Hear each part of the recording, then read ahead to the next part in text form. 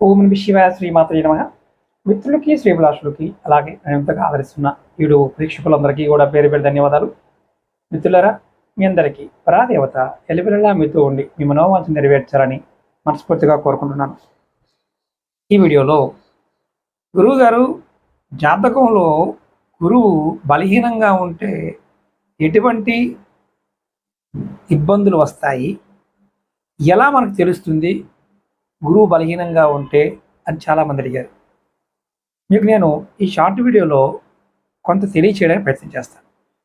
జాతకంలో ఎవరికైనా సరే గురువు బలహీనంగా ఉంటే సంతాన సౌఖ్యత లేకపోవడం జరుగుతుంది. అలాగే కీర్తి గౌరవ ప్రతిష్టలకు తగ్గిపోతాయి. నిత్యం వాహన ప్రమాదాలు జరుగుతాయి. అలాగే దయాదాక్షిణ్యాలు లేకుండా ఉంటాం.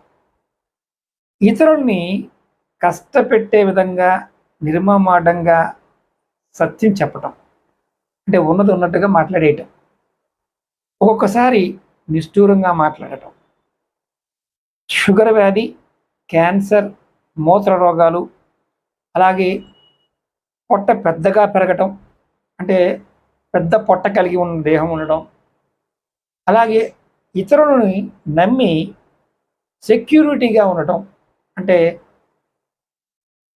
వేరే వాళ్ళ డబ్బులకి మధ్యలో గ్యారంటీగా నిలబడటం. గురువు జాతక చక్రంలో ఏ శరీరంలో ఉన్న ఏ అవయవం మీద ఆధిపత్యం వహిస్తే ఆ భాగానికి సంబంధించిన ప్రదేశం పెద్దది చేస్తాడు.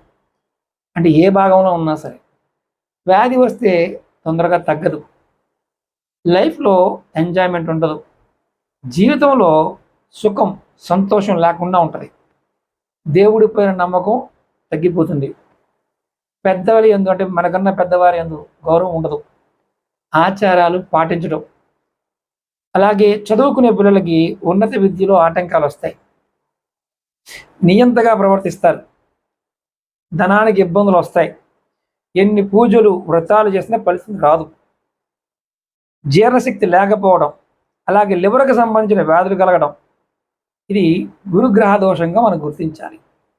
మరి ఏం చేయాలి? గురు భగవానుడి యొక్క అనుగ్రహం కోసం గురు చరిత్ర పారాయణం, గురువుల్ని గౌరవించడం, దైవక్షేత్రాలను సందర్శించడం, శనగలు దానం చేయడం, పంచమిక రుద్రాక్ష ధరించడం, డబ్బు ఉన్నవారు కనకపుష్య రాగాన్ని ధరించడం కూడా చేయవచ్చు. ఓం నమః శివాయ శ్రీమాత్రే నమః.